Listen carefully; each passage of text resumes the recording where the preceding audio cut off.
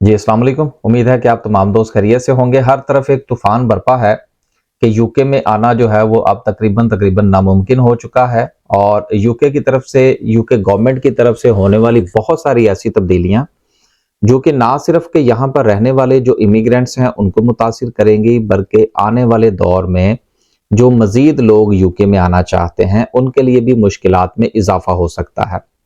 अब उन लोगों का ताल्लुक जो है वो किसी एक स्पेसिफिक फील्ड के साथ नहीं है।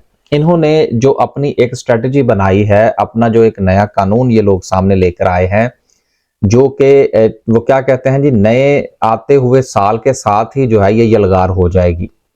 आखिर ये मामला जो है ये इस नहज तक पहुंचा क्यों और कौन कौन से लोग जो हैं वो इससे मुतासिर हो सकते हैं, इस पर आज हम इंशाल्लाह जो है वो बात करने की कोशिश करेंगे।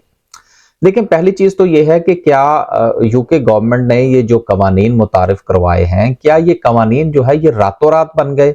बिल्कुल ऐसा नहीं है। और दूसरी वजह यह है कि किसी भी हवाले से जब कवानीन में तब्दीली जो है वो की जाती है तो उसमें दो फैक्टर्स जो हैं वो बहुत अहम होते हैं। नंबर एक, जिस चीज की जरूरत थी अब उस चीज की जरूरत जो है वो उतनी नहीं रही जितनी के माजी में थी। एक तो ये सिचुएशन हो सकती है और दूसरी चीज ये होती है कि आपने वो चीज जो मंगवाई, जो आपने इंपोर्ट की, वो उस क्वालिटी की आपको नहीं मिली, लिहाजा आपने ये फैसला किया कि अब ये चीज हम दोबारा इंपोर्ट नहीं करेंगे। तो बेसिकली यूके में जो सूरत हाल है, ये जो नए कवानीन जो है ये मुतारिफ करवाए जा रहे हैं, इसका ये कतई मतलब नहीं है कि यूके में अब अपॉर्चुनिटीज जो हैं ये ना होने के बराबर है। इसका ये कतई मतलब नहीं है कि यूके में जो अपॉर्चुनिटीज थी वो अब जो है वो फिल हो चुकी हैं, अब मजीद अपॉर्चुनिटी नहीं है, लिहाजा यूके गवर्नमेंट ने यह फैसला किया है कि मजीद जो इमिग्रेशन है उसको टाइट किया जाए। देखिए, यहाँ के जो जमीनी हकायक हैं वो ये बता रहे हैं कि यूके में अभी भी शॉर्टेज ऑक्यूपेशन मौजूद हैं, यूके में अभी भी केयर वर्कर्स की जरूरत है, यूके अभी भी जो है वो स्टूडेंट्स को वेलकम करेगा, यूके में अभी भी जो है वो वर्क फोर्स, खासतौर पर जो टीयर 2 के हवाले से जो मामलात हैं वो अपनी जगह मौजूद हैं। आखिर ये इस सारे के सारे चक्कर में मामला हुआ क्या है, ये बहुत इंपॉर्टेंट है। देखिए, जिस तरह से कि अभी मैंने वीडियो के शुरू में कहा कि किसी भी चीज की जो अपॉर्चुनिटी है ये उस वक्त जनरेट होती है कि जिस वक्त आप एक अच्छी सर्विस मुहैया करते हैं।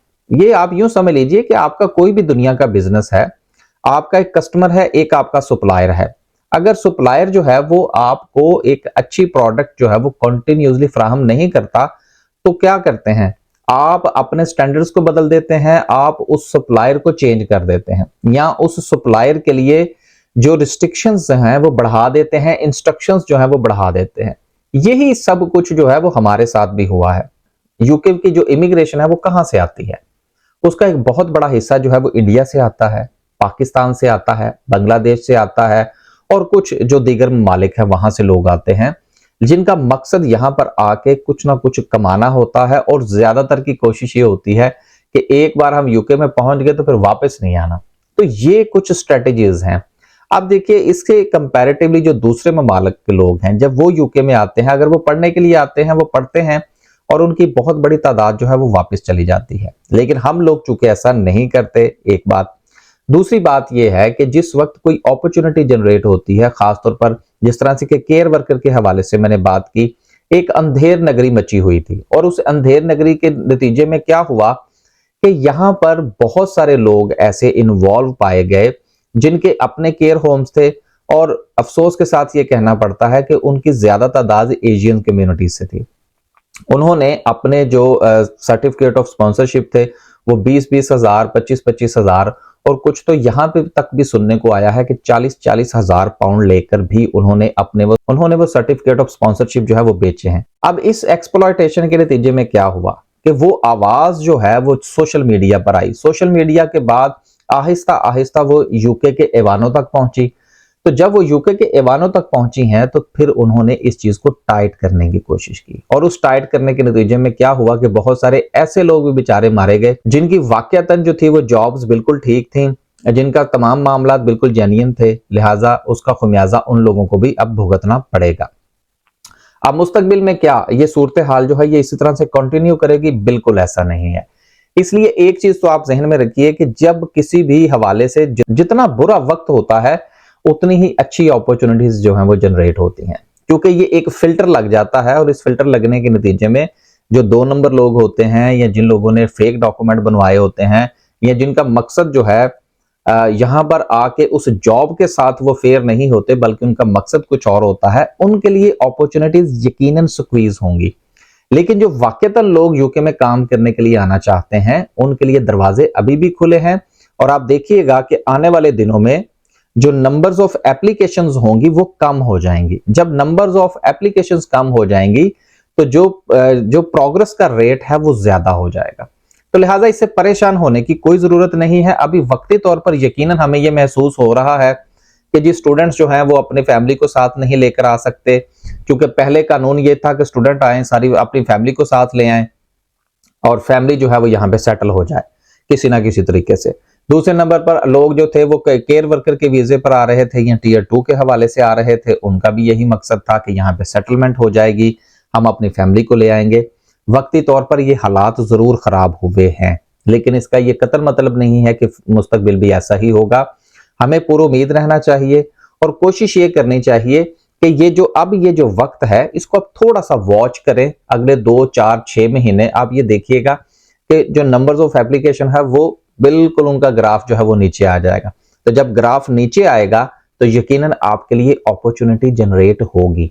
अब आप इस वजह से मत घबराइए कि जी मैं अपनी फैमिली को लेकर नहीं जा सकता, बिल्कुल ऐसा नहीं है। आप अभी यकीनन कानून में ये चीज आ गई है कि जी आप अपनी फैमिली को लेकर नहीं आ सकते, लेकिन आपके लिए दरवाजे तो खुले हैं। तो जब आप यहां आ जाएंगे तो ये जरूरी है कि आपने अपनी फैमिली को केयर वर्कर के वीजे के डिपेंडेंट के तौर पर ही लेकर आना है? बिल्कुल ऐसा नहीं है। आपके लिए जो अपॉर्चुनिटी मौजूद है आप उस अपॉर्चुनिटी से फायदा उठाइए, अपनी तैयारी पकड़िए। जब आप यहां पर आ जाएंगे तो फिर आप कोई और रास्ता तलाश कीजिएगा अपनी फैमिली को यहां बुलवाने के लिए। यकीनन जितना कोई रास्ता मुश्किल होता है उतना कंपटीशन कम हो जाता है। तो इस हवाले से अपने आप को ज़हनी तौर पर तैयार कीजिए। अगर आपका डेस्टिनेशन जो है वो यूके है, लेकिन अगर आपके पास कोई और ऑप्शन भी मौजूद है और आप किसी और जगह भी जाना चाहते हैं तो यकीनन उसको ट्राई करने में कोई मुज़ायका नहीं है। तो उम्मीद है कि आज की इस वीडियो से ये जो पैनिक फैला हुआ है कि पता नहीं यूके ने क्या कर दिया है और अब कुछ नहीं होगा और सारे दरवाजे बंद हो गए हैं, ये बेसिकली एक छांटी हुई है। अब वो ये एक फिल्टर आउट होने लगा है। तो जब फिल्टर आउट होगा तो अच्छी अपॉर्चुनिटीज जो हैं वो जनरेट होंगी, अच्छे एम्प्लॉयर्स सामने आएंगे। जब अच्छे एम्प्लॉयर्स सामने आएंगे तो वो अच्छे एम्प्लॉयज को बुलाएंगे। जिस तरह से आप लोग एक्सप्लॉयट हो रहे थे, 25-25, 50-50 हजार पाउंड देकर वीजे खरीद रहे थे, कम से कम इनसे अब जान छूटने वाली है। तो जब जान छूटेगी तो यकीनन अपॉर्चुनिटीज जनरेट होंगी। लिहाजा वरी करने की जरूरत नहीं है। जितना मुश्किल वक्त होता है उसमें उतनी ही ज्यादा आसानी के चांसेस होते हैं।